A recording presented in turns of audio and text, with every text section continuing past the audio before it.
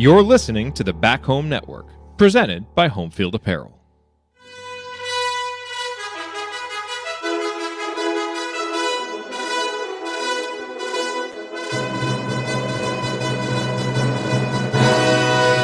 And welcome, Hoosier fans, to another victorious episode of the Assembly Call, as today your Indiana Hoosiers hold off an undermanned Wright State team 89-80 in a game that puts Indiana now 3-0 on the young season. You know, we talked a lot in the offseason about how, these games against Florida Gulf Coast and Wright State were going to be more challenging than the typical season opening games that Indiana has faced, and they may be a little closer than IU fans would have wanted, and certainly that is what has happened. Didn't expect the Army game to be quite as close, but that is what we've seen, and we've seen this Indiana team really be in 35 to 40-minute games 3 straight times, and to their credit, they've been able to win, and that is clearly the most important stat coming out of this game, is that Indiana is 3-0, and I think, we're obviously going to break down every element of this game.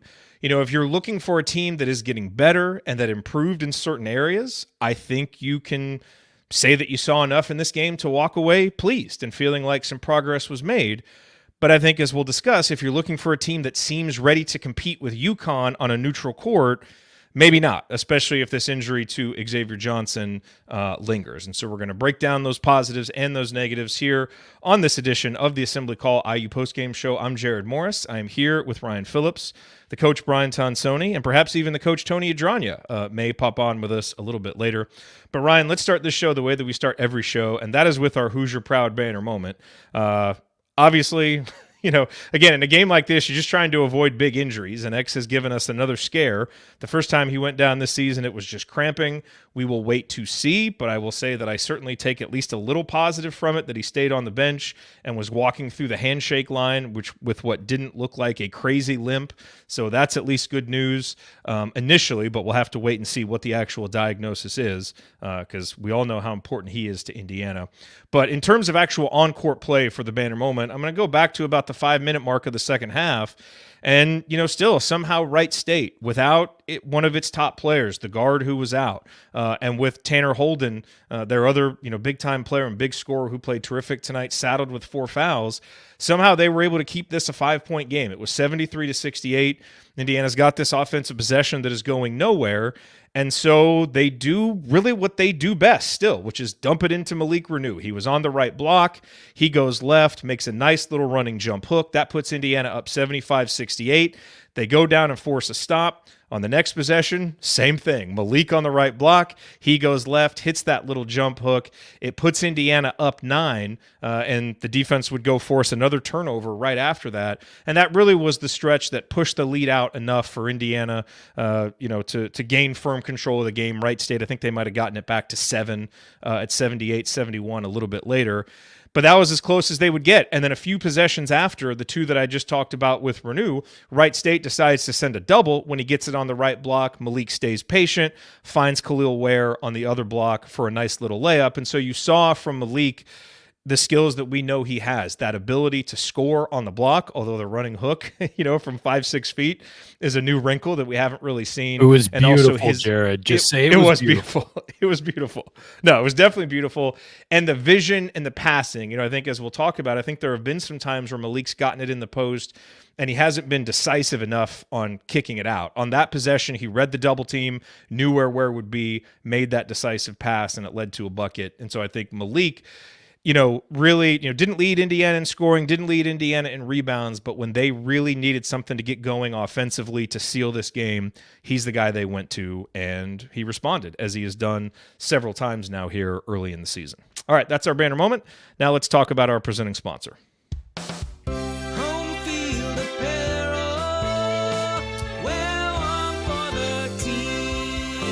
Our banner moment, as always, brought to you by our friends at Home Field Apparel, now in their 7th season sponsoring the Assembly Call and their 3rd as the presenting sponsor for the Back Home Network. As you know, Home Field has the largest collection of vintage IU apparel that you will find anywhere. And with IU being their flagship school, it's great because anytime they try something new like the snapback hats or the bomber jackets or whatever it is, IU's always kind of in that first test group. So we're always getting the cool stuff. My item of choice for this evening is the Indiana crew neck. It's a nice, cold day here in Texas. Well, maybe it's 60. That's not really cold. But it's a little chilly here, and so it's a nice day for the crew neck, so I decided to wear this. By the way, one of the underrated elements of the crew neck, I don't know if you're anything like me, I hate long sleeves, and I love rolling this up. It's got the nice deep crimson color when you roll it up, really accents the red of the crew neck, and it's those little details that make home field so great, whether it's IU gear for another school, their Colt stuff, even stuff from their core collection.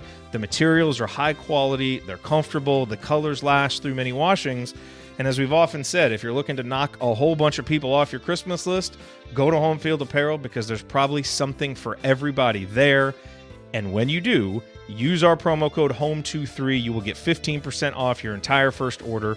That is promo code HOME23 for 15% off. Again, the website, homefieldapparel.com. Wear one for the team.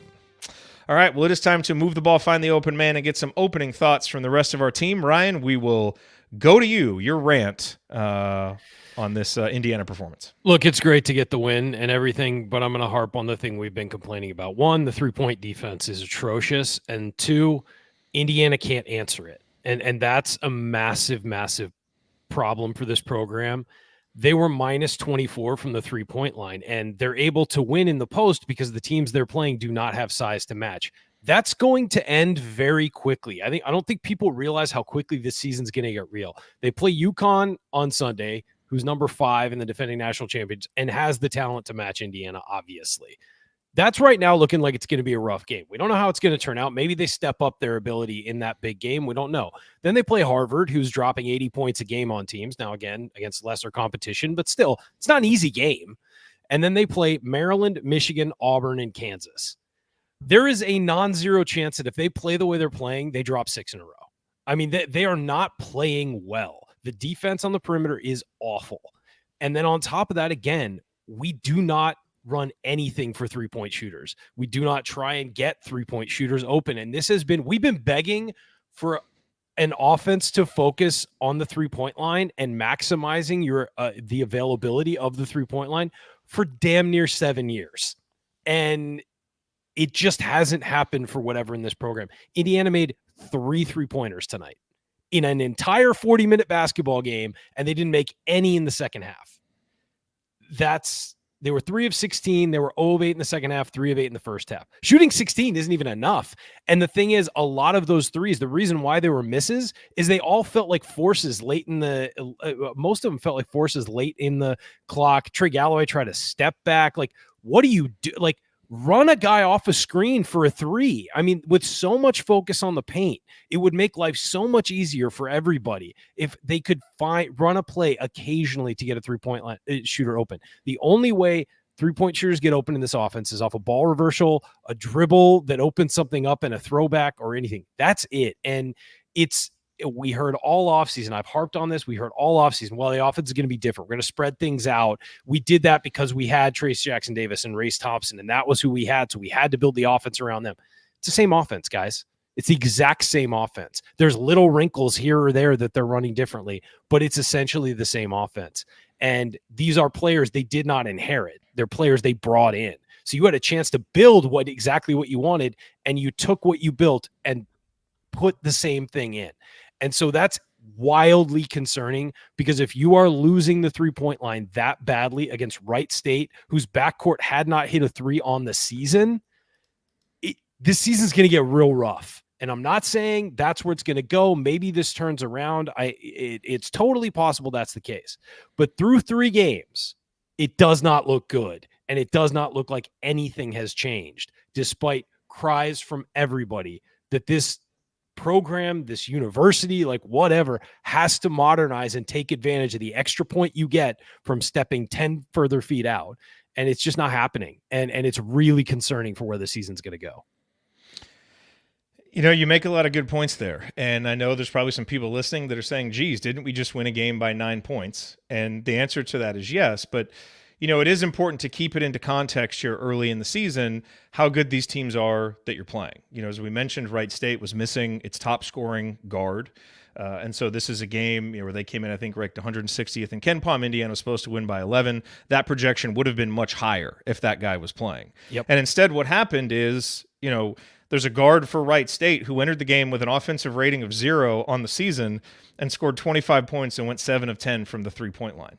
And what concerns me, Ryan, look, we've seen this from this defense. We know that it's the flaw right now. It's one of the weaknesses that this defense has. We saw it last year. It seems to be exacerbated right now with a lot of new guys in new roles, young guys trying to learn it, and that's fine. We know there's going to be some slippage there. Of course. The problem is, boy, it looks like more than just slippage, and that's I think part of the issue is you try to project, okay, how is this going to get better? And it has to get a lot better by Sunday. And so that's where some of the pessimism comes in, is you would like to see a team that looks a little bit more prepared for the competition to step up. Well, and again, I've heard from people, hey, the point of offense is to score points however you can do it. And they scored 89 points. Like some people were on Twitter or whatever and saying they scored a lot of points. What do you care? Well, they're scoring a lot of points because they have players that are bigger than everybody else, and it's much easier for them to work in the paint against a Wright State, against an Army, against teams like that. The key with these games is always what's translatable to better competition. Exactly, and it's against UConn, against Kansas, against Auburn, against Michigan. You're not going to have that advantage, so your offense has to create the opportunities for your players as opposed to your players just out-talenting, out-sizing, out everything. Now, Ware will get some points this year because he's 7 feet and he'll be facing a guy who's 6'9" or 6'10". That will happen, but it's not going to happen as easily as we're seeing it happen here, and that's the concern moving forward. You're right. It's not what they did in the game. It's especially in these games, what matters. It's just like in the exhibitions, it's not that they won those games. It's okay. What from those games against a Division II team and an NAI team is translatable long-term. And that's the same with a lot of these non-conference games is what can you take from this that you can move forward with? And if you think that, against UConn, you're going to score 56 points in the paint, you might, but that might be the only 56 points you score. It's so again, it's just what you're looking at projecting forward and how this is applicable moving forward. And if they played Wright State every game, cool, same game plan. I don't care. I'd play a little better defense and I'll feel better about it. But that's not going to happen. They're going to play much, much, much better teams moving forward. And if this is the pattern, it is concerning because they're not even running stuff to get used to running it in those games. It's not like they're, you're seeing some stuff run and oh, well, had this guy hit this screen at this point or whatever, you get the open three, they'll get better at it. Like there's nothing going on. And so that's my concern. The frustrating part is they did run one play to get Mbako an open shot after he'd made that baseline jumper and where I think had committed a moving screen. Yes. So we didn't even get to see the play out. That's true. There was one. Hey, ladies and gentlemen, we've got Tony Adranya, he of IU Film Room fame, wearing his Hurricane Hoosiers snapback hat, driving home from Assembly Hall. Tony, how you doing? We'll just check your audio live here. Doing well. How are you doing? We're good. And I promise we're going to talk about some of the positives because there were some positives to come out of this. But Tony, you were there. Give us your thoughts, actually being there, your overall thoughts on this IU performance. Yeah, I tweeted it too. And, I said my concern level continues to rise. After the Florida Gulf Coast game, I kind of said, miss me with the negativity. IU got to win against a pretty good mid-major, first game of the season. Army, it was kind of like, man, that was a pretty bad team. And, they hung around but IU got the win. And then today it was a little bit different in the sense that, IU's offense certainly looked pretty good, in terms of scoring the basketball, but the defensive breakdowns, and I even tweeted this after the Army game, the defense is what could concern me. And, somebody actually nudged me in the bathroom and was like, you think UConn could put up 150? And, that is concerning. I don't want to single people out, but man, Mackenzie Mbako he's struggling lost out there. Yeah, he's really struggling. And, I don't know how you fix it, I guess is my thing. Cause I think Woody certainly wants to play his system. Like, I don't think he's going to dumb down his system dumb down's a bad term. Like, make it more elementary.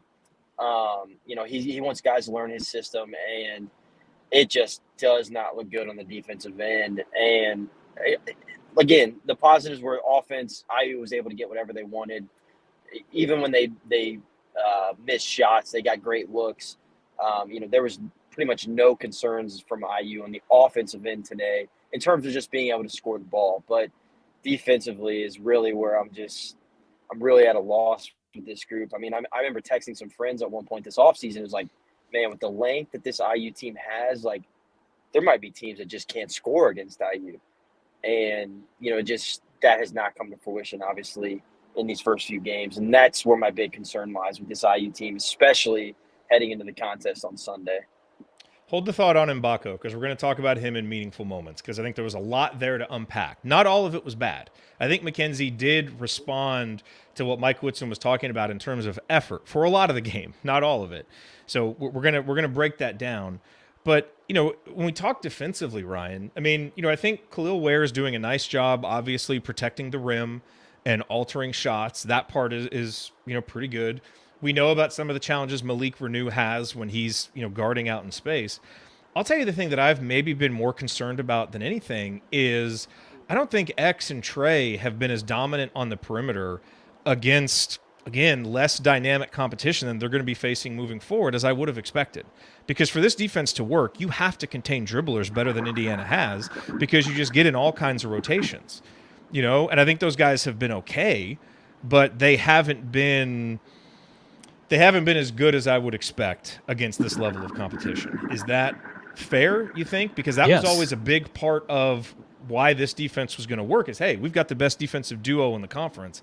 I don't think they've played like that to this point. Well, this defense has to work as a unit. And so individually, I mean, Gabe Cupps has been great getting into guys individually, but if the guys don't all rotate and switch at the same time and they're not all on the same page, it doesn't matter how good you play individually. And so this is very much a team defense. And I do think that I think X and Trey have I don't know. I have struggled both ways, and I think Trey tonight had 8 of 10 from the free throw line. That saved his line. I mean, he would have had about 7 points without the free throw line. He did have 6 assists, which was nice, but you score 89 points, you expect that to happen from your veterans. I think they've struggled both ways, and I think both players get their energy on defense, and so I think that makes sense. But this is a team defense with all the switching and all the communicating that needs to happen, and so therefore it can take your best defenders onto their back foot if everybody else isn't competing at the same level. And so I do think that's been part of it. And Khalil Ware has been able to anchor them a little at the back, just with his shot altering ability. Forget the blocks, but just, people knowing they're going up against a 7-footer will put it in the back of your mind. And people aren't finishing around the rim very well against Indiana when he's on the floor. That said, you got to get the rest of the parts right so they're not getting open looks from the perimeter, and that's just not happening for Indiana. Yeah. All right, Ryan, I know you got to step away for just a minute. And Tony, the other thing is, too, I mean, Khalil's going to be a terrific rim protector all season long. But you start facing the Donovan Klingons of the world, as Indiana's going to do against UConn, you're going to face people that are going to be able to score inside more, and so that perimeter defense is going to have to be more locked in. And I think it's perfectly fair to have critical comments about Mackenzie Mbako. He's struggling. A lot of those wing guys, seem to be struggling with, when do I help? How far do I go on help? And then I've got to get back. What are you seeing, as some of the main culprits for why this defense just seems to be struggling so much? Yeah, the number one thing is ball screen defense. There's kind of that talk of nail slot. Like maybe Trace Jackson Davis kind of put out into the universe where we kind of learned what Woody called his ball screen defense with that nail slot rim. But the guys are flat footed. Like, even if you're going to overhelp, like where you put that guy at the nail and you put that guy in the slot where, the guy's coming off the ball screen and basically the next pass away is overhelping by design. That's by design in their system. Well, he's also flat-footed, so there's no even like a stunt and recover. It's like he's flat-footed on his heels, so the ball moves faster than man. So if somebody's hitting that next pass away, that guy's wide open. Like it's a knockdown shot, and so that was a big one. It's something that I highlighted in the film room. IU was getting burned on that literally called the burn cut, where the guy was cutting through the lane, and the guy in the slot was losing his man, and so like that was a big thing. But honestly, tonight, and I tweeted this, and again, this is a criticism of a micro for Woody. Like somebody tweeted, like, yeah, and you say he's the guy. Woody absolutely to me is the guy in the macro picture. He can make micro mistakes and still be the macro guy. And I think it's fair to like call that out. The micro mistake to me tonight was IU had all the momentum. They were up, 11, 12 points. And he put the full second unit in, all 5 guys. Yes. And the second unit was fine. Like they actually didn't play poorly.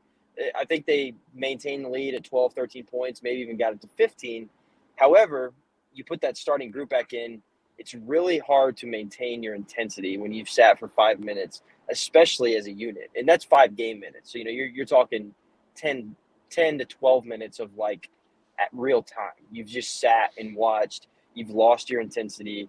There's nobody to kind of like give you that spark because there's nobody that's been on the floor through that entire time. And like the rest of the game was never the same. And again, that's not me trying to say like Woody doesn't know what he's doing. So I don't want it to come across that way. But to me, that was the biggest mistake in the game. And that was the biggest changing point in the game. It wasn't actually when the second 5 went in. It was when the first 5 came back. And it's just really hard. It's human nature to like maintain that momentum that you had. So that part to me was like a game-changing moment. I think it was 28-13 with 10 minutes left. Yeah. Wright State was on pace to score 52 points. IU's defense was clicking as well as their offense, and it just never was able to get that back. Coach Tonsoni's supposed to be here in a little bit. I guarantee you he's going to make this point because he was talking about it in Discord, about how the starters sat too long and got out of their rhythm. And I know that can sound like an excuse, but it's just the reality of it. And Tony, really Woody's kind of going back to what he did the first year, where he would do the full line change in the first half. And then in the second half, especially in a close game, you whittle that down, and you play with, kind of your winning unit or your winning 7 to 8 man lineup. And I don't like the line changes because those 5 guys against a good team, those 5 guys are rarely going to be playing with each other. They're going to be sprinkled in, commingled with the starters. So I get why teams do it in the NBA some in a longer game with, all guys who are multi-talented. You don't have that in, with a college roster, and I feel like you're not really preparing those guys for the roles they're going to be playing in more competitive games. So it's a little nitpick. It's a philosophical difference. But I agree with you. I thought in today's game, you really saw what the impact of that can be, which I thought was a team that really started out well. It was one of the most important things I wanted to see. Can the starters get off to a good start? I thought they did. I thought Mackenzie Mbako's defense was much better early on. He was able to score. We'll talk about that here coming up. And Wright State really wasn't shooting a lot of threes early. Then it was kind of a combination of, okay, the defense got a little flatter, and Wright State was like, oh, yeah, we're playing Indiana. Let's start taking some threes. And it did. It all, those good feelings from the first, 8 to 10 minutes of the game evaporated quickly, which is disappointing. And it's kind of that whack-a-mole thing. It's like, okay, we fixed this one problem that had been happening, but, you're going to have to play 35 to 40 really strong minutes to compete with a team like UConn. And right now this team is able to do it in spurts, but they just don't seem to have, the focus and the fundamentals to do it consistently. You mentioned something else there that I thought was really interesting about the defense. It is obviously the scheme, the way that it's set up is going to give up some threes. But it also seems to be exacerbated by some fundamental challenges of, guys not being low enough in a stance to be able to stunt down and then get back. One thing you always remember about Miller Kopp when you would watch him, he's always hopping on the balls of his feet, and he was in a stance and he was ready to go. And so he could help compensate for his lack of athletic ability by at least being low and ready to move and ready to go. And that's something with a guy like Mbako, who probably hasn't had to play a lot of defense in his career. You're not seeing those. It's more straight-legged on the heels of his feet rather than on the balls of your feet. And so it just seems like to me that stuff is just getting exacerbated into this, defensive stew that is really allowing opponents, when they're patient, to kind of get whatever shot they want. And Indiana hasn't really faced a good offense yet. And so if people are wondering why we're a little concerned, I would say that whole mixture is why we're concerned. Anyway, thoughts on that, Tony, and then we'll break and go to segment 2. Yeah, no, I mean, I'm with you. That's why, I kind of said my concern level continues to rise a bit. I had mentioned in our Discord that, Wright State actually attempted fewer threes per field goal attempt than IU did coming into this game. I said, if they go off from threes, it might be time to sound the alarm. They kind of did. And there you go. There it is. and it's weird to me. And I was mentioning my buddy that went to the game with me is it's in a weird way, like these mid-major offenses, I almost feel like we're not going to see the same thing from UConn. Like I don't even know how to explain it, but like these mid-major offenses know, like, to be in the game with Indiana, we're going to have to shoot way more threes and kind of play a style that we're not used to playing. And with like a UConn, they're going to think like we're better than Indiana, so we're going to do what we do, and whatever the case may be, like we're going to run our offense. And I may be talking out of my butt here, and they may make 33s, but like there's a weird, like, I don't know. There's I know what you weird, mean. like internal to me that it's like these opponents that IU's playing right now, like they're shooting more threes, and then they get some confidence because IU's terrible at guarding it right now, and then all of a sudden, it compounds itself where like a UConn might just like, we're gonna do what we do, and it's a weird. I'm not making a lot of sense here probably, but anyway. Are you driving? Are you driving the car right now? Yeah, no, it's scary. Thought, okay, man. see, you got to focus on the road. It's hard to do both, so we'll give Exactly. you a little bit of leeway. It's okay.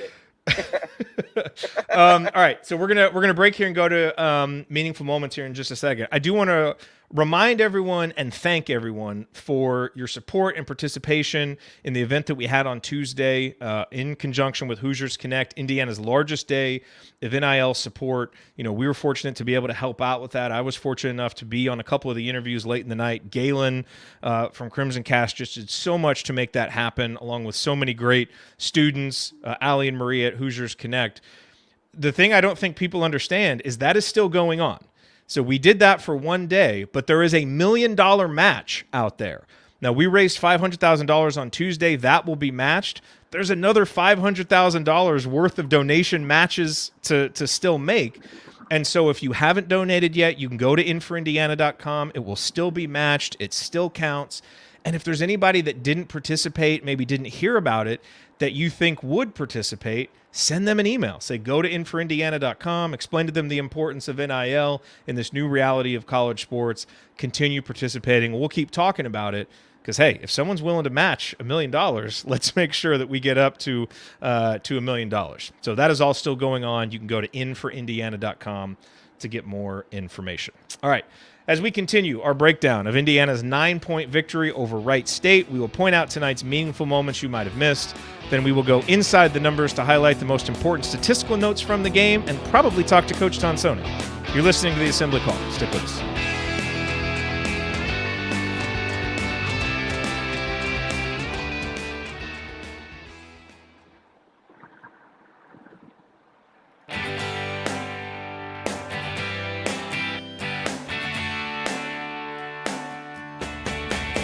What's going on? It's Christian Wofford. What's the only thing better than an epic buzzer beater? Celebrating it with friends afterwards. Join my guys Jared, Andy, Ryan, and Coach on the Assembly Call after every IU game. Go Hoosiers. Thank you, Christian. You are listening to the Assembly Call IU postgame show. I'm Jared Morris here with Tony Adranya and Ryan Phillips, awaiting the arrival of Coach Tonsoni, who is at the press conferences right now. But it is the top of segment 2, and you know what that means. Meaningful moments that you might have missed. Yes, it is time for tonight's Meaningful Moments You Might Have Missed, brought to you by our friends at Hoosier Ticket Project, where they help individuals and families experience IU athletic events in person for the first time through the generosity of alumni and fans. To learn more about how you can donate money or extra tickets to help create meaningful moments for other IU fans, visit HoosierTicketProject.org. That's HoosierTicketProject.org. I know they have some tickets for the IU-Michigan State football game coming up this weekend, so if you're looking to go to that, reach out. That's something immediate they can help you out with. All right, Ryan and Tony, let's talk about Mackenzie Mbako first. All right, Ryan. And there were two stretches that I thought were really indicative of his game.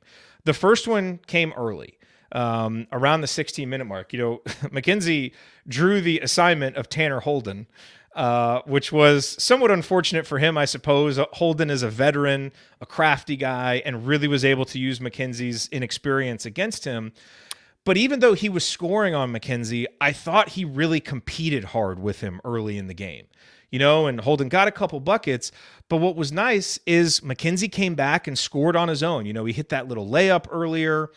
Then after one of Holden's buckets, Indiana pushed after the make, and Mbako made a very Christian Watford-esque three-pointer in transition from the left wing.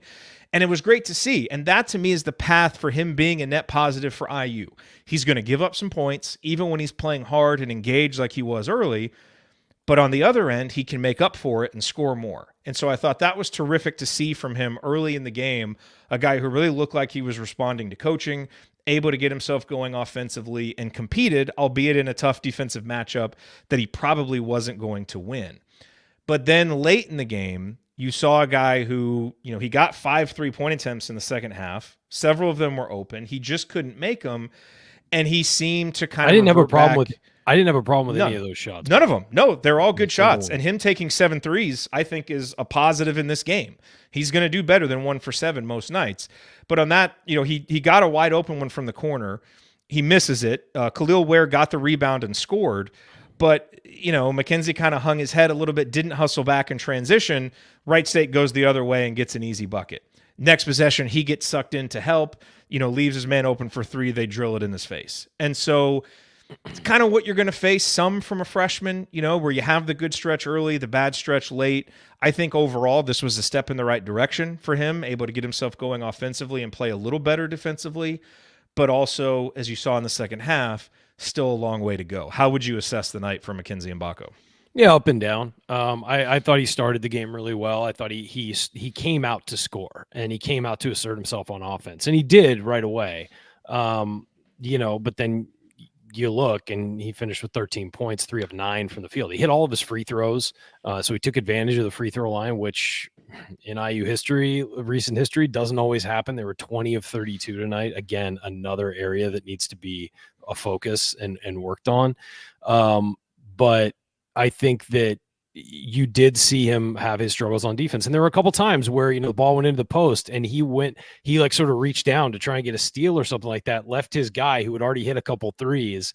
And there was a quick pass out to his guy who hit a 3 on him, and it was just kind of like that awareness needs to be there. Like you've got 2 massive players in the post who are going to help defend the post. They don't need your help.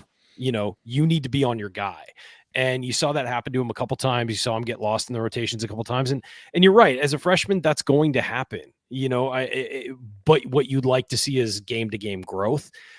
At times, he looked a little better tonight, certainly better on offense. He looked like he was a part of the flow offensively. You saw him get frustrated with some fouls and stuff like that and talk to officials, and not anything bad, but you saw him kind of being like, what I do and things like that. It's like, you probably did something. You're a freshman, just accept it and move on.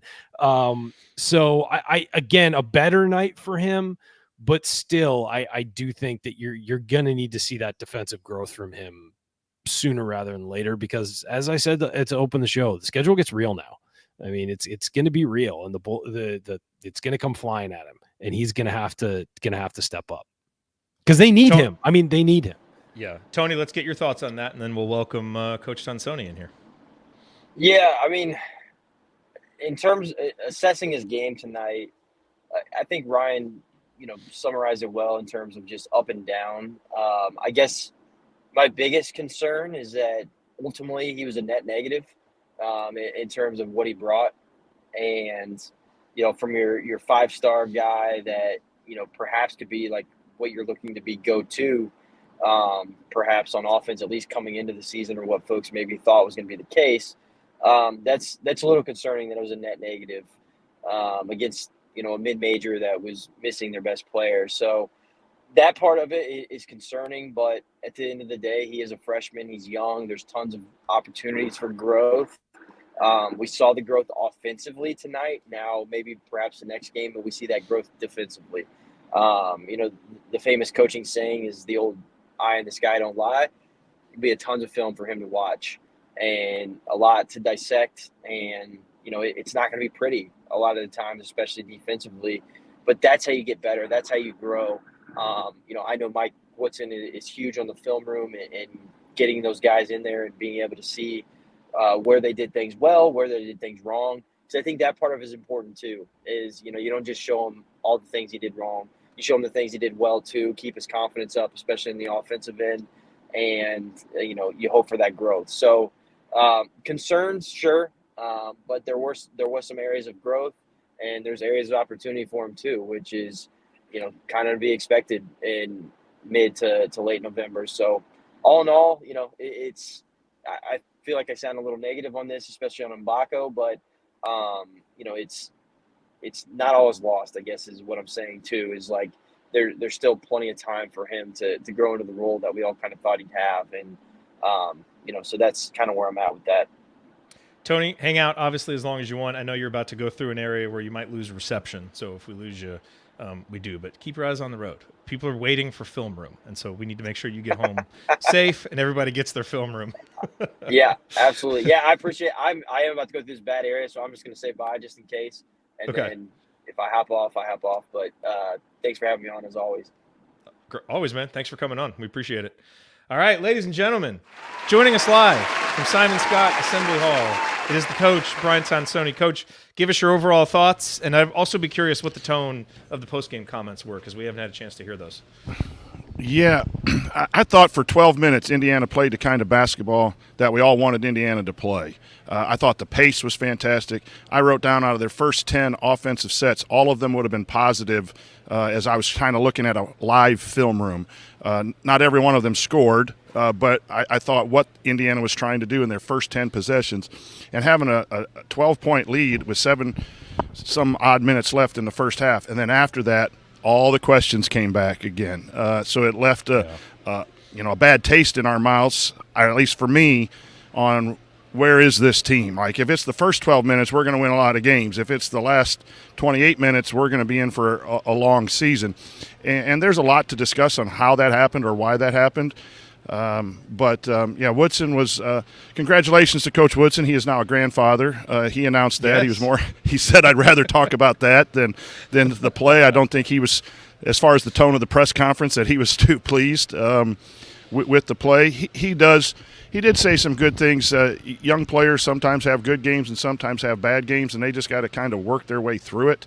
I do think that is legit commentary. But it was just a disturbing performance in the last second half, especially from the starting unit. I thought as a whole, together, I think the front line was fantastic. Renew and Ware with their rebounds and that. I'm really pleased with that. The rest, kind of meh in their performance, even though there were some scoring and stats. The stat sheet doesn't tell.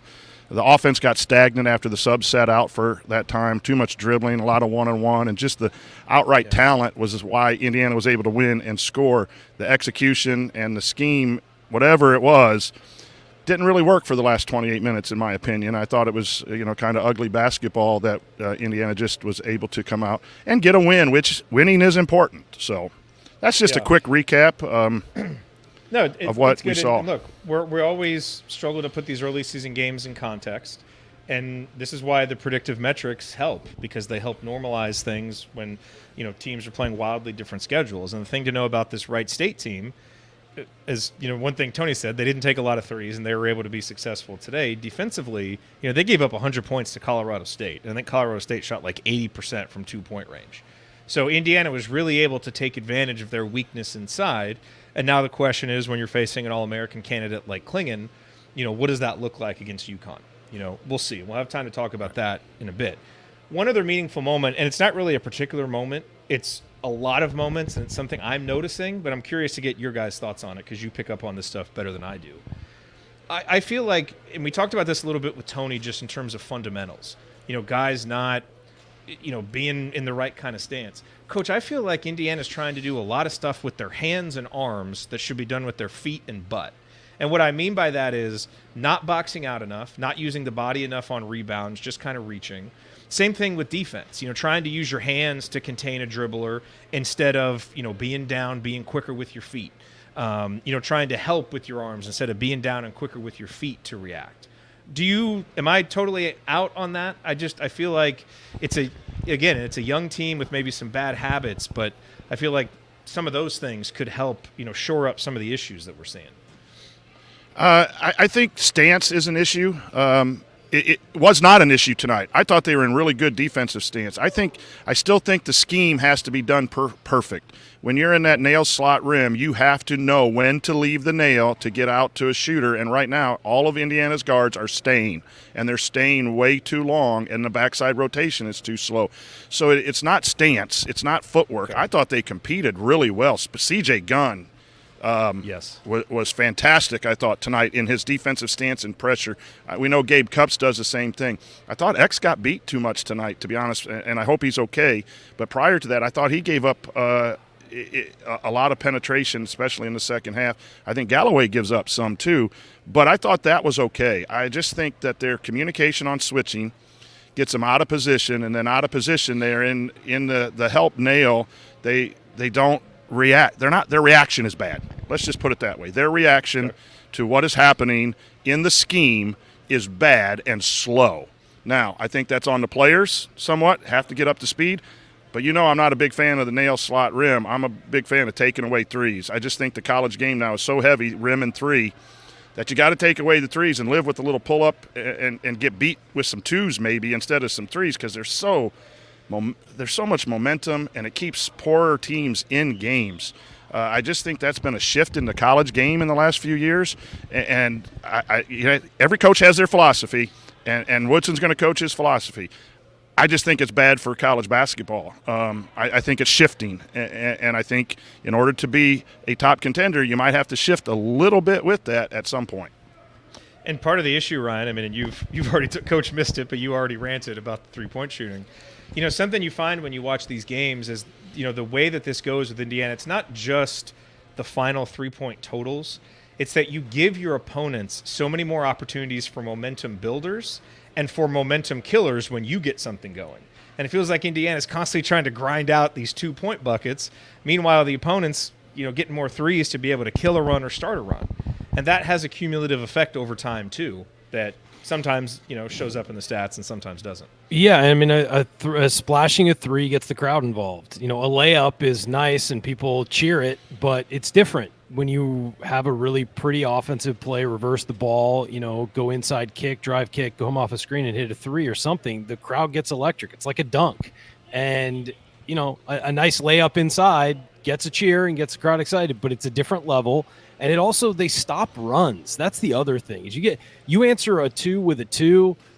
If a team's on a 6-0 run, they get a bucket, you come down with a 2. Yeah, that's good. You hit a 3 and it feels like you've stopped their momentum. And again, a lot of it is a feel thing, but when you play really good defense, or you make them chase the 3-point line, it tires them out. It also opens up the middle, which means you don't have to grind out those possessions to get the absolute perfect situation in a crowded post to score a basket. When you're spreading them out, you're going to get those easy opportunities much, much more often for your big guys. So there's like a threefold, reason to be good at 3-point shooting, and Indiana just doesn't do it and hasn't done it for a long time. It's been real frustrating. A couple other moments to point out real quick. CJ Gunn, coach, I agree. I thought his D was really good. And also in the first half, you saw him get that layup in transition. He comes down on the very next possession, gets that little 15-foot jumper from the baseline and drilled it. And it was the first time all season I feel like we've seen him take a shot that was in rhythm and he wasn't thinking about it. He just let it go. And I was so hoping they were going to get him a three-pointer because it seemed, he's a rhythm shooter, seemed like he was ready to go. In the second half, he got out of his rhythm and airballed one. And so still a work in progress with CJ with a shot. And the other one to point out, Coach, is, this was another game where I thought Anthony Walker really tried to do too much. Took a couple threes that were ill-advised. There was one play at about the 10-minute mark in the second half. He's got the ball on the block. Caleb Banks made a great basket cut. Walker didn't see him, and that's fine. You don't expect Walker to have the vision to make passes in the post. But the possession ended with him bricking his second three-pointer of the half, which is just not a shot that he should really be taking. And so, offensively, just some of the decisions from him in terms of when to shoot, when not to, leaving a little bit to be desired, I think, for a guy who's supposed to be more of a role player than a guy who's using as many possessions as he is when he's in the game. Yeah, I think CJ had a really good night short of the air ball. And he got 15 minutes, and he got in early in the rotation, which shows Woodson is trusting him a little bit more. I just keep hoping. I think he is the key to this season. If he can find 15 to 18 minutes and be productive, that makes Indiana that much better. As far as Walker, he had a bad night. He's not a bad kid. We're not wanting him off the team or anything. He had a bad night. He had a bad night defensively. He had a bad night offensively. He bricked some threes. You're going to have that. He has to settle into what his role is. Woodson does, I think, a good job of trying to communicate roles to players. But I won't mention the coach that I heard it from this week and covering 3 games, but they mentioned it's hard to play 10 players. And there's not enough minutes to get 10 players in action. That comes from another Power 5 coach. And so when you do, sometimes kids think that they have to do stuff outside of their normal role to impress. And that's when bad decisions, and I think Anthony fell into that tonight. He needs to be an energy guy, a rebounder, a screener, and a passer. On the 1-3, that was really bad. He had an and one to Trey. The guy was going to come out and close on him. If he just and ones it or one more passes to the corner, then you have a three-point shooter you want taking the three.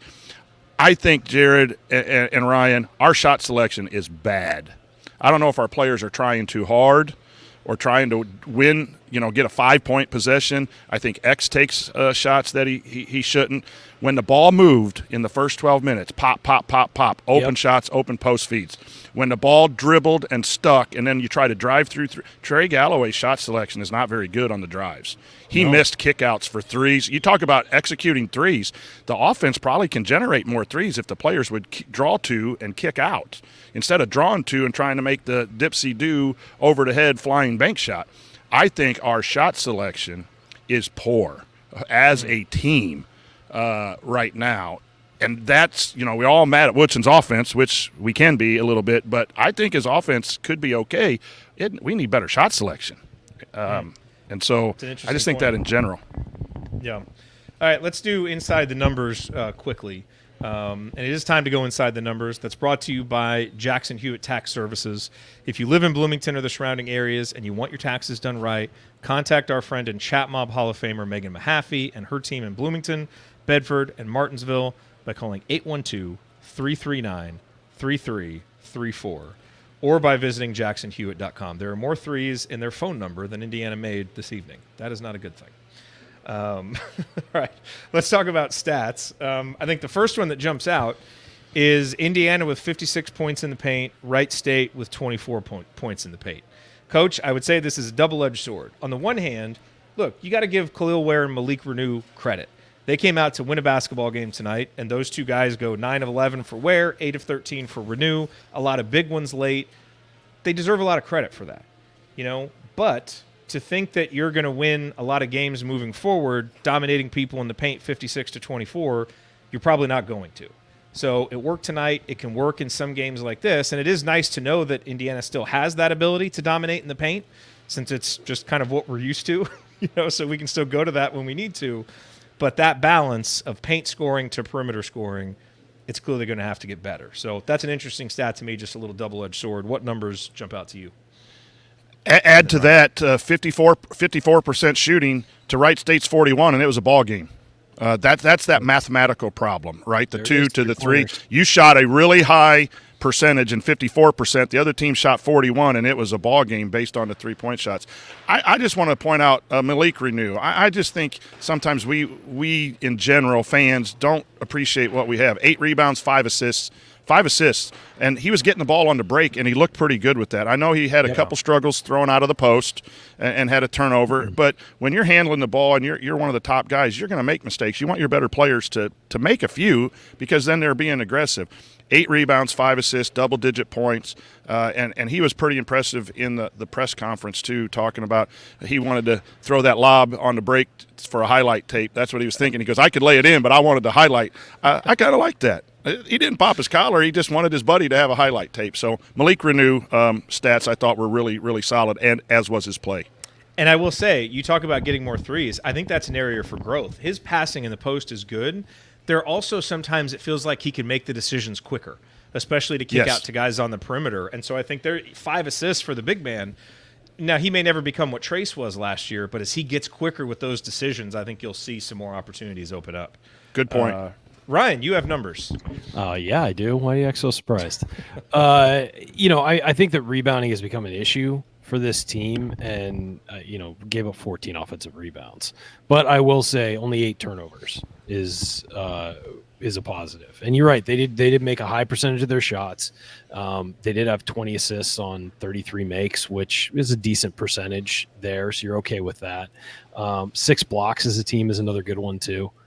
So they are, attacking when guys do get inside. The problem isn't inside. Nothing inside the 3-point line really worries me defensively. It's all outside the 3-point line that worries me. And the problem is going to be when you face those better teams that can, even if you defend it well, can score or are talented enough to score on you on the inside, even when you defend it well. Plus they get those shots from the outside. That's where the worry comes. But I did think there were some positive numbers, and we've talked about positive development. I mean, the 20 assists is a positive development. They did have 18 fast break points too, which it felt like the last game they didn't really get out and run very much. They certainly made that an effort tonight. And I thought the second unit was really pushing the ball when they could, especially early. And I'd like to see that unit. I don't think that unit is particularly good in the half court. Because I don't think there's a lead scorer there yet. And so what I would like to see is maybe that unit just kind of play havoc. Maybe press with them, maybe try and get up and down the floor, things like that. Because there is that athleticism and energy on that second unit with Cups and Banks and Gunn, and Sparks even. And Walker is active, whether it's good activity or not, but there is activity and there's athleticism. Maybe try and make that unit push the ball a little more. Until they get more comfortable in the half court, because it doesn't look like they are right now. They're not really generating anything. Yeah, and on your note about the rebounding, that the point that I made earlier about Indiana trying to do too much with their arms, I think it really comes out in rebounding, because we're allowing opponents to shoot a lot of threes. That leads to a lot of longer rebounds, and you see sometimes other teams getting rebounds where our guys are just standing. You've got to box out and you've got to move your feet to go get those rebounds. And too often we just reach for it. It's out of our reach and we're not getting some. So, some of those 14 rebounds they're just going to get because it's a weird bounce. It doesn't need to be that many. There's too much flat-footed rebounding. Long shot, long rebound can be tough. But at the same time, with their size, that shouldn't be an issue. Yeah. Woodson addressed that in the postgame, and it's on the wings and the guards.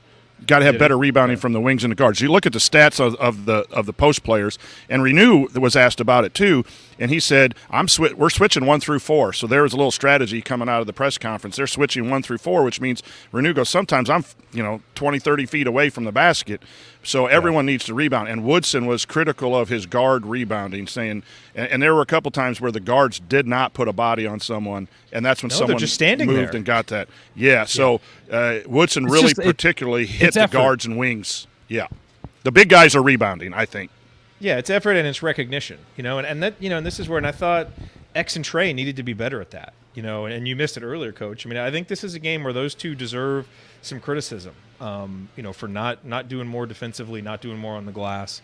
Indiana's going to need more from those guys as some of these other younger guys get up to speed. And we love those guys, but, they've been around a combined 10 years. I think it's fair to obviously raise the bar on what you expect from them on a game-to-game basis.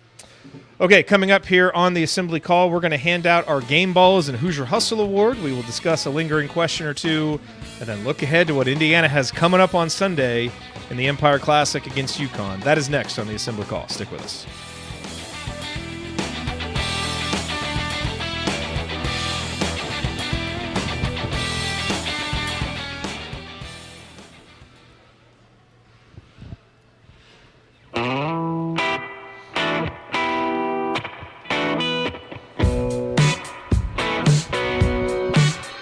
This is Jordan Halls, and I never miss a shot or an episode of the Assembly Call.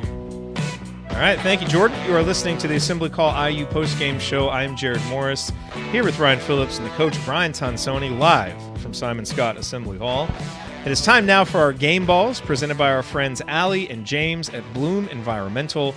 As we enter the colder months and begin to stay indoors a bit more, they want to make sure everybody knows about Radon. which is a colorless, odorless, radioactive gas that is the leading cause of lung cancer in non-smokers.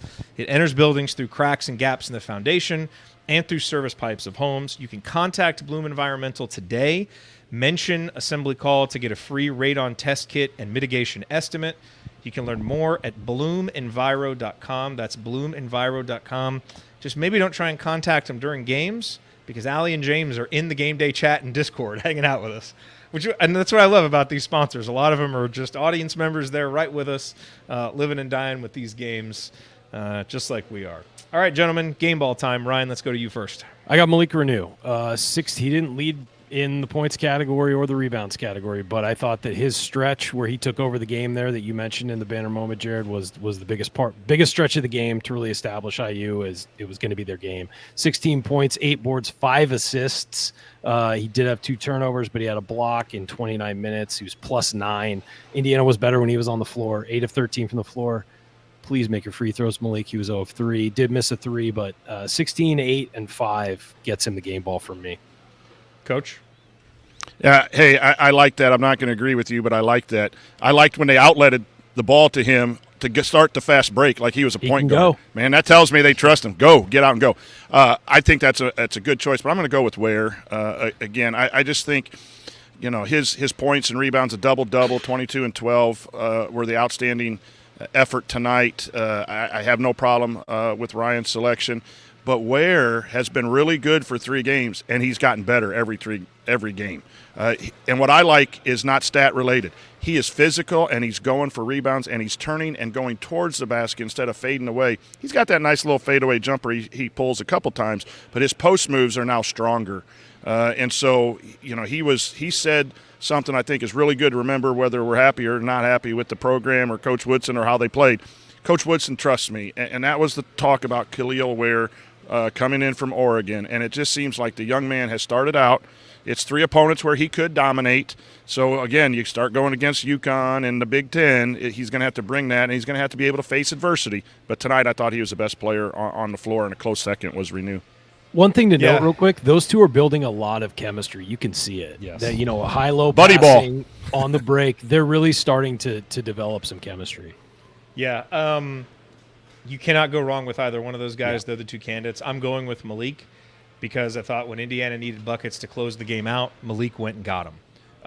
And I just think what I love about Malik, we know, look, we're having conversations about Mackenzie Mbako learning to play hard for 40 minutes while he's on the court. We had those same conversations about Malik Renew last year, but we're seeing him now play harder, more consistently, in addition to all the production you're talking about, Ryan. And he's fouling less. He played 29 minutes, only had 1 foul tonight. And that's an excellent sign. And so for me, him being on the court, especially right now for this team where they're struggling to find an offensive identity, their offensive identity is Malik Renew on the block. When things get tight, that's where they go. And so for him to be on the court and deliver as he did, even though his numbers are a little less than Khalil, I thought that warranted the game ball. But hold that thought, because I think we're going to be talking about Khalil some more here coming up. So Malik gets the game ball, and that brings us now to the Hoosier Hustle Award. The Hoosier Real Hustle Award. Hi, this is Anthony Leal, and it's time for the Hoosier Hustle Award. But first, I have some exciting news to share about our friends at Evansville Security Services. They've been acquired. They are now part of the team at Security Pro 24/7, which provides trusted and reliable security for your event or business, from Bloomington, my hometown, to Evansville, where Coach Calvert Chaney grew up, and everything in between. Just like hustle can't be measured by stats, prevention can't be measured either, but it has a huge impact on your bottom line and peace of mind. So let the security pros at Security Pro 24/7 help you prevent a bad outcome today. Visit securitypro247.com to learn more. That's securitypro247.com. And tell them Anthony Leal sang it. Alrighty, thank you, Anthony. Thank you to our friends at Security Pro as well. I'm going to lead things off for the Hoosier Hustle Award. I'm going with Khalil Ware. And I know a lot of times we don't go to the big 7-footer for hustle because we think, the plays that really stand out for hustle is guys diving on the court, and it's just harder for those 7-foot guys to get on the court. So you don't see a lot of that. But I thought He hustled on the glass. I thought he was Indiana's best player at, rebounding out of his area and not just standing there hoping for rebounds, going and getting them. I thought he ran the floor really well, ran himself into an alley-oop there late.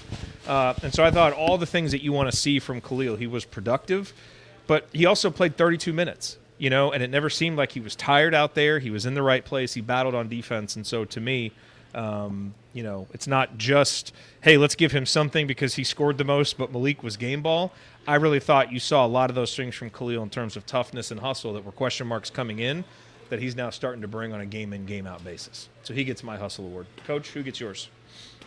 I'm going to go C.J. Gunn. I thought he just played really, really well. His stance, his attention to detail on defense, fighting through screens, led to a breakout, and then he hit a jumper. He's still got some things to work through to consistently hit that shot. And maybe I'm just a big fan of his because I think I've said it over and over, when he blossoms, so does Indiana. I thought tonight might be that start. He got 15 quality minutes. It looks like Coach Woodson trusts him, and I thought he just played his rear end off in those 15 minutes. So he gets the hustle award for me. Agree. And I don't know if you saw this live at the game, but when Peyton Sparks missed his third straight free throw, CJ went over and kind of talked to him and pumped him up. Really, I thought showed some good leadership. Peyton Sparks steps up, makes his next free throw. And so it's nice to see those little things from guys too, for a young man who seems to be gaining more confidence, by the game. And I'm with you. I'm not backing off on my prediction for him as a shooter at all. I think it's going to come around, and I think he'll hustle his way into it if he's, if nothing else. Ryan, are you going to go with somebody else? Or are you going to break the tie here between those two guys? I'm going to break the tie, and I will say that my initial thought was C.J. Gunn as well, Coach. It really was, and I just thought he was shot out of the cannon when he came into the game. But I'm going to also go with Khalil Ware just because I thought his rebounding and his effort on that end and the effort on the defensive end outshone everybody else tonight. And when the perimeter was a massive problem, you did not have to worry about Khalil Ware on the inside. And I think that it's not that C.J. Gunn didn't have as much effort. He just didn't do it as long. And Khalil Ware was out there for 32 minutes and led the team in minutes. And the whole time he had the paint locked down, essentially. So I got to give it to him. I thought he had another fantastic game. He's been, we expected him to be good, I think, but he's been far better than expected given what we knew coming into the season. He has just stepped in and been very comfortable. And I'll be interested to see how that holds up against better competition. Does he get discouraged when things don't go perfectly? But as for now, the questions about his effort, the questions about his ability have been answered so far. And he's stepped up and clearly taken them head on in his answering those. So I give mine to Khalil Ware tonight. Imagine if I had told you 3 weeks ago before the first exhibition game that at Indiana's first 5 public appearances, Ware would have 3 game balls and a hustle award. We all would have taken that in a heartbeat because of the questions coming about his motor. He's a double-double machine, man. No one's talking about those right now, and it's for good reason. And you're right. You got to see it against better competition, but I don't think you could have asked for anything more from Khalil Ware. No. in his Especially first 5 because the appearances assumption as is he's going to continue to get better. Yes. I mean, that's so. All right, lingering questions. Chat mob, drop some in there. We'll pick one. Here's my lingering question, and maybe you guys can help me with this, and maybe there's just not an answer for it. But, Coach, here's the thing I don't understand watching us defensively. We have good rim protection. Why are we so obsessed with overhelping when we have good rim protection? Wouldn't it stand to reason that we could maybe be a little bit less intense doing that, as you said, try and maybe give up some 2s, but, don't let guys hit 3s because you have a guy back there who can protect the rim. That's the part of it that just doesn't quite compute for me with why we're playing the way that we are. And maybe it's just as simple as this is the coach's philosophy and it's how we're going to do it. I just struggle with it when I'm watching because it's like you have help, so you don't need to do this quite so much. Yeah, I agree totally. I think it's scheme. I think it's an NBA scheme, and in the NBA, you don't want action in the lane because they're so darn good. They can rise up and do things. They can find people, and you'd rather take your chances with someone shooting from 3, even though the NBA players can shoot well from 3 as well.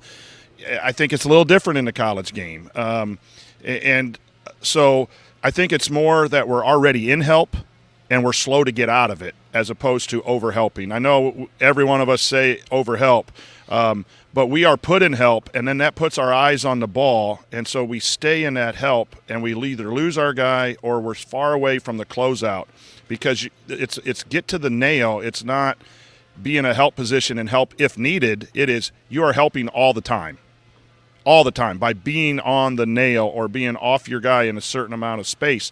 And I just think that's different, and we stay too long in that. And your rim protection comment is absolutely correct. I don't understand, guys, why we were doubling on the post up from the strong side wing, and then that kick out forces a rotation. With the size advantage, that piece of the defensive strategy tonight was shocking. They must have seen something where they wanted to get the ball out of those guys' hands or certain players. I wasn't paying attention to who they were trapping on that, but the guards were digging down heavy tonight, and I hadn't seen that for a while. So I think we're put in help by scheme, and the players right now are struggling when understanding how soon and how fast they have to leave to cover shooters. Ryan, do you have anything on that one? No, he got it. He assessed it perfectly, honestly. Well, thank you. Yeah, coach is a coach. He nailed it. I got nothing to add. All right. I think the other obvious lingering question is this team ready for better competition?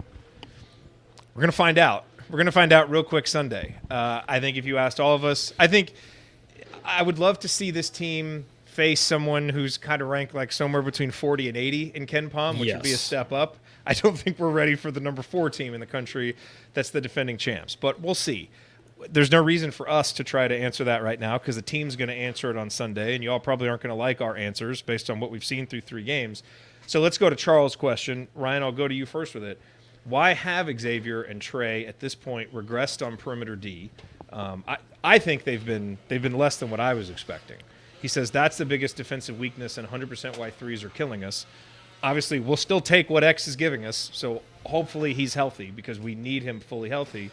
But I think we also need those guys to be a little bit better. Ryan, are you seeing anything for why they haven't been as good as we thought, or were maybe the expectations even a little bit too high? No, I don't think that's it. I think it's the fact that their teammates are not matching their intensity on every play, and I think it's making everybody regress. I think that has a lot to do. I think it puts your good defenders on the back foot when everybody else is off and not doing what they're supposed to do, and the rotations are off. And I just think I think that it's just affecting everybody. And when the team plays well together defensively, it will all fall into place. But individually, I think that it's just a symptom of the whole defense having a problem.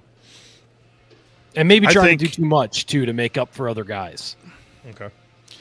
That's it. When you have kids, players who care, like Trey and X, they care.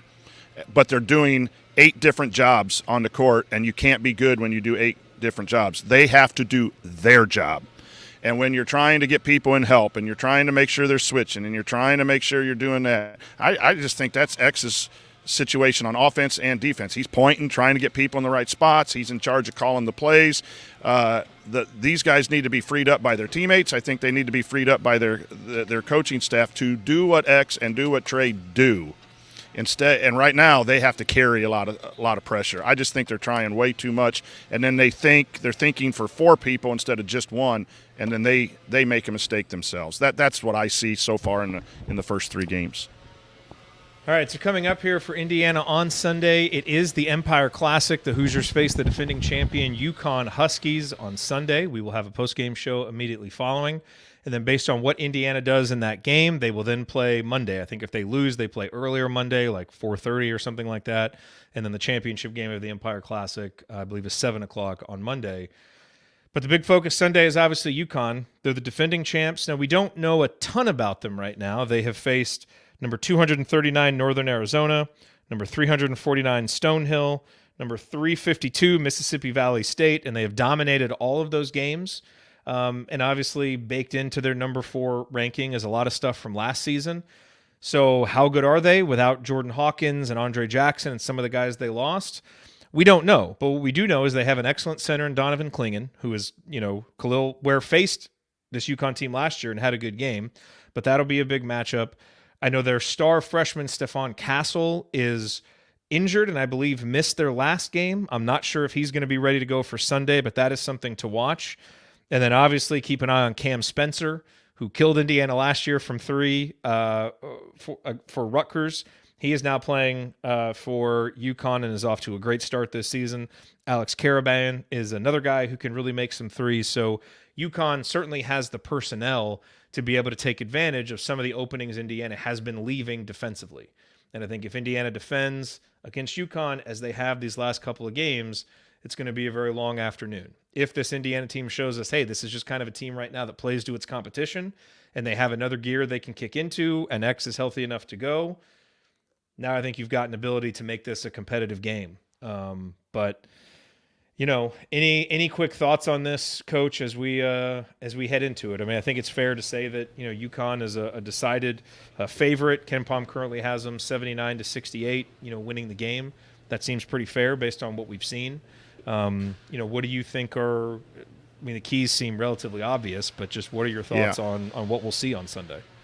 Well, we can hope for a very concentrated, concerted effort when you play a team like that. Sometimes you get your best performances. You know, these are young guys that they know that these first 3 games, and I think they will be focused for a couple of reasons. They haven't played their best basketball in the first 3 games, and they know going in New York City, the mecca of basketball, sometimes things happen like that for the positive. Right now, it doesn't seem like Indiana can compete with UConn. They got to shore up their rebounding, shore up their three-point defense. They got to move the ball like they did for 40 minutes, like they did for the first 12 minutes, in order to just compete. That's a big task going into Sunday. But crazier things have happened, and that's why we're fans. We're all going to watch, and we're going to root for it. I would expect a better performance, even against tougher competition. I'm not sure that the result is going to be what we want it to, because this team's just not there yet. Ryan? Yeah, I mean, the concerns stand. I really am concerned about the 3-point line on both ends and what's going to happen when they face better competition. Ware and Renew have been great, basically bailing Indiana out so far, and it'll be really interesting to see what happens against good competition. And there are going to be 6 straight games that are going to be really tough for Indiana. Harvard, not really tough, but it's a game they should win. But Harvard is a decent team. It looks like a very decent team. So this is going to be a rough stretch, and Indiana really has to find a way to weather it. And the way they weather it is by evening out that 3-point disparity. It's a wide gulf right now, and it needs to come together. They don't have to win it, but it can't be 24, 27 points. It needs to be closer. UConn takes almost half their shots from 3-point range, if anybody needed some nightmare fuel before going to bed tonight. All right, last thought for you guys before we wrap up. Ryan, you mentioned the stretch facing, and these are their Ken Pom rankings. Number 4, UConn. Number 146, Harvard in Indianapolis. Number 46, Maryland. Number 24, Michigan. Number 23, Auburn. Number 3, Kansas. Ryan, if I told you right now you could lock in 2 victories in this stretch, would you take it? Or would you hold out for more? Go 2-4 in this stretch? You could lock if they're the 2 Big Ten games, yes. Because you would assume that Indiana can beat Harvard, obviously. Okay. If one of them is a Big Ten game, then yes. Coach, would you lock in 2 victories, or would you say, no, I'm rolling the dice, I feel this team can do better? Just based on how I think you got to. I think you got to roll the dice and hope that there's 3 or 4 weeks in this stretch of improvement.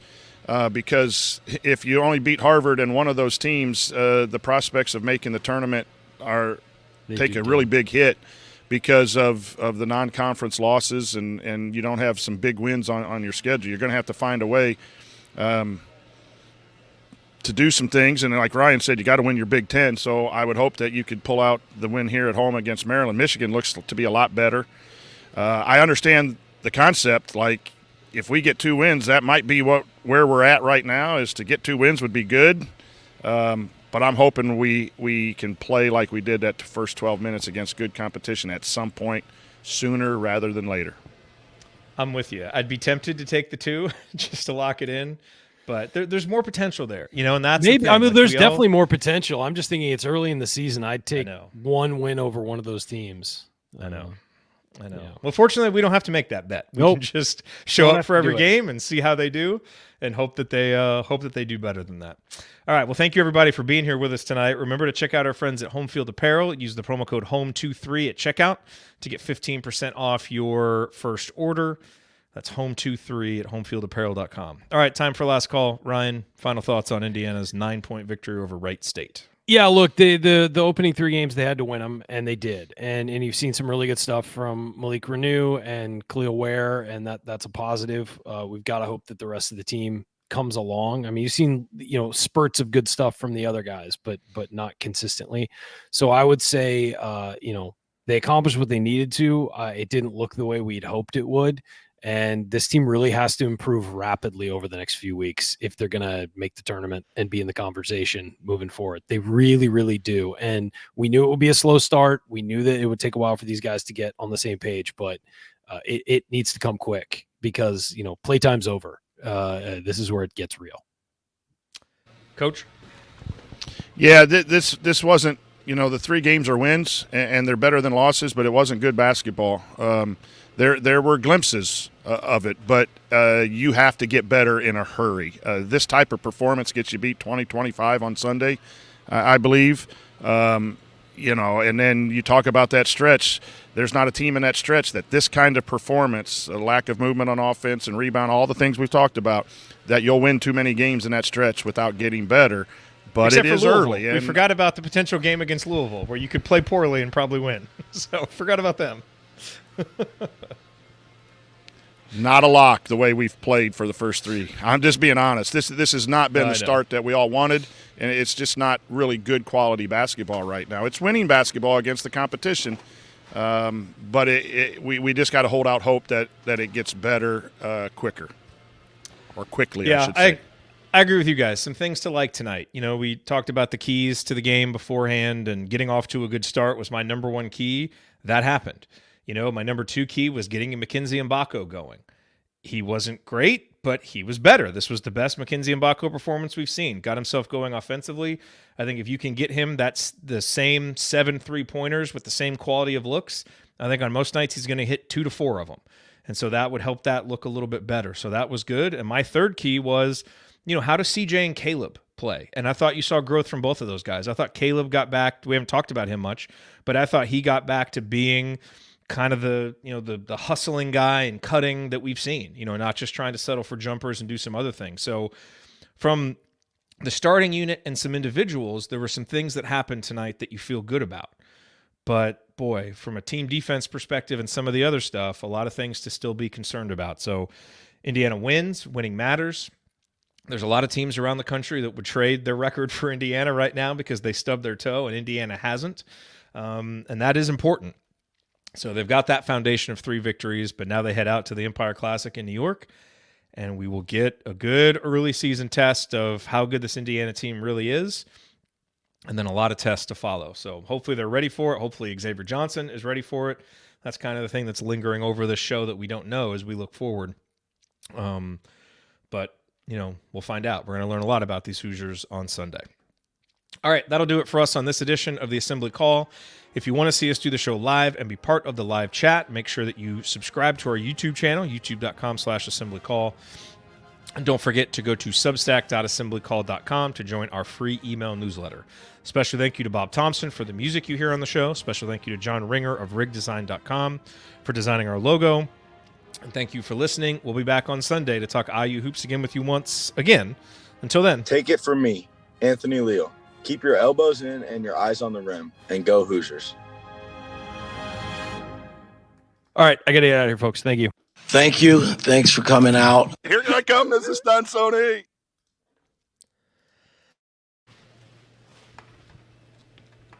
She's going to have to wait. It's a couple-hour drive. She is. All right, guys. I got to go. Hey, by the way, See you, Ryan. I just got to read this one tweet from Damon Bruce. He's got a quote. Joe Burrow lost his throwing hand in a blender accident for making frozen margaritas, attributed to Carissa Thompson. That's funny. Just funny. Funny stuff from Damon Bruce. A lot of thoughts on that one, but we'll go. Yeah, if you don't get that joke, Carissa Thompson basically admitted today that she made up some sideline reports. Gotta go. See you, Ryan.